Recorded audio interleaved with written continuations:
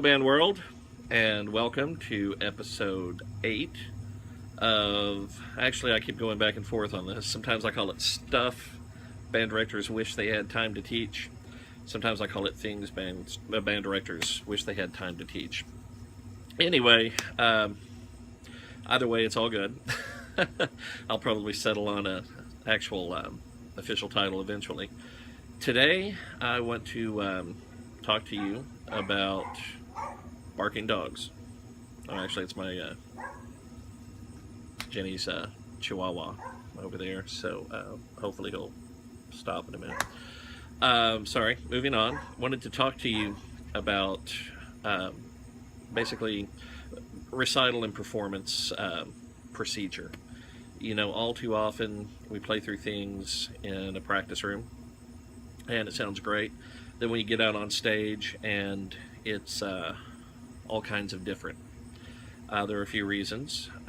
Clearly, the environment has changed. You know, instead of a practice room or the band room or whatever, you know, you're in an auditorium, sometimes a gymnasium, whatever, much larger, wider open space.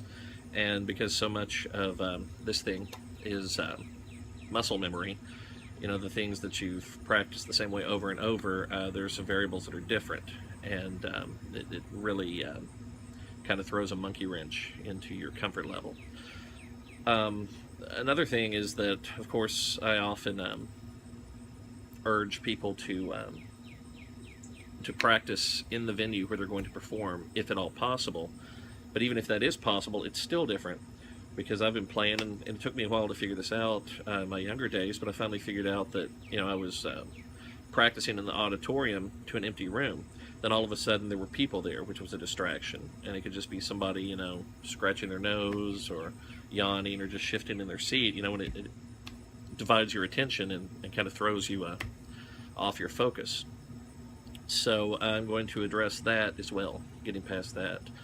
Marie Speziale, former associate principal trumpet of the Cincinnati Symphony, and then she later taught at Cincinnati Conservatory as well as Rice University.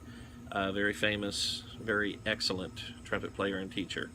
Anyway, Miss Speziale used to advocate making sure that your stance was steady. Not only is trumpet a physical endeavor, so, you know, you need to have a good base, you know, from which to perform this physical activity. I think it was largely a mental thing, too. And I kind of took her concept and kind of ran with it. And what I imagined, fittingly enough, with the way I'm dressed today, a big league slugger, you know, at home plate, waiting for the pitch. You know, you make sure that you're standing firmly on both feet, and that your weight is perfectly balanced. And in fact, I even kind of imagine that gravity has increased and it's kind of drawn me down, so I'm just really, you know, really planted, a lot like a top big league slugger. Well, I know he's kind of fallen out of favor, but one of my favorite all-time players was Mark McGwire, and obviously I'm a St. Louis Cardinals fan. But when Big Mac stepped up to the plate, you know, that stance would be something I would try to emulate on trumpet. Now, in addition, you have to kind of develop a certain amount of tunnel vision, too, in that, you know, there are going to be people out in the performance venue, and they're going to be doing random things, you know, that distract you.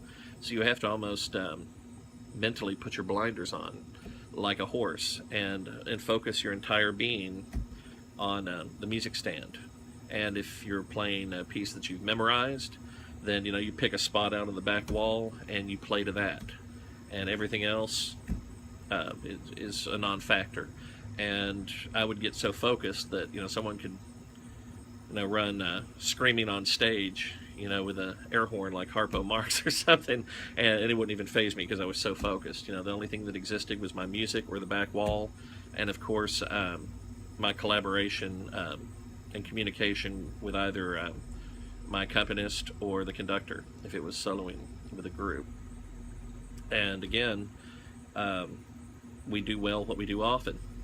So the more often, even in practice, you can put yourself mentally in these performance type situations, then the more comfortable you're going to be. Before I move on, I also wanted to address the horn I'm playing today. I was feeling a bit nostalgic, so I actually have my first ever horn here. It is a Con Director Coronet. As you can see, looks exactly like the type of thing that was owned originally by a 10-year-old kid. It actually far predates me. I started playing when I was in 5th grade, 1982. I was 10 years old. And before we could join band, instead of recorder, we had flutophone class, which is, a similar instrument. And our flutophone teacher was one of the local orchestra directors, played violin, but his first instrument had been trumpet. And Mr. Dale Abernathy in the Fayette County Schools, Lexington, Kentucky. And this had actually, actually been Mr. Abernathy's first horn. See, lead pipes a little bit. It had been Mr. Abernathy's first horn back in the 1950s. In the early 80s, we had a good rapport, and he kind of took some interest in me getting a good start. Even though I didn't start band with him, he was an orchestra teacher. I started with Miss Sheila Onan. And he especially was a firm believer, as am I, that a cornet many times is a better choice for a beginner than a trumpet because, it's more compact. Little kid hand, can hold this easier, and it's the balance, of the weight is more compact, than a trumpet that's going to be kind of bell heavy. And in my opinion, that also helps negate a lot of bad habits, embouchure-wise, because they're not, struggling to keep the horn up. It's not going to bend down. But that's really the subject of another episode. So anyway, live performance. Put yourself in that performance-type situation, both physically and mentally, as much as you can. Of course, the best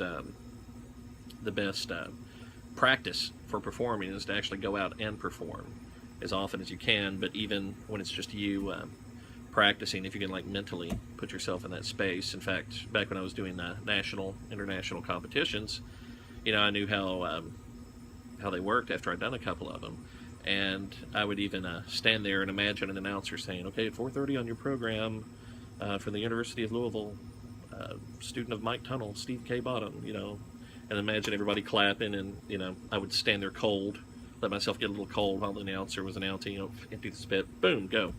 So that I wasn't used to just, pampering myself and, okay, I'm good and warm, now I'll perform, I was used to putting myself in a bit of discomfort, quite like an actual competition or performance situation. Now, as far as the nuts and bolts of working up a solo piece or recital, my personal barometer was I needed to be able to play through the program twice, front to back, 2 times in a row, with just minimal stopping in between. I wouldn't stop between program run-throughs any longer than I would stop between individual pieces. And that was not only for physical endurance, but mental endurance as well, because being in that performance situation, no matter how prepared you are, it's going to be a little more stressful. And that mental stress affects you physically. So if you have the endurance built up to where you can play it front to back twice through, back to back with no pause, then getting through it once, while it might not be perfect, it's going to be pretty strong. And in fact, back when I was auditioning for college jobs, then I had finally gotten to the point where I was working on running through the program a 3rd time, and I would get to where I could play my program about 2.5 times straight through before I really started to give out. So again, that's just a little bit about preparing yourself for actual performance. Could be the subject of many episodes. We'll call this part 1, and I'm sure I'll touch on it again. In the meantime, I get some feedback, but really for the amount of views I get, I get well over 1,000 views right now per episode. I actually encourage more feedback, because as time goes by, I'm probably going to be scraping the barrel trying to come up with more topics. And of course, I want this to be relevant and interesting to the people watching. So if there's anything you'd like for me to touch on, please contact me and let me know. So thank you for watching, and until next time, goodbye.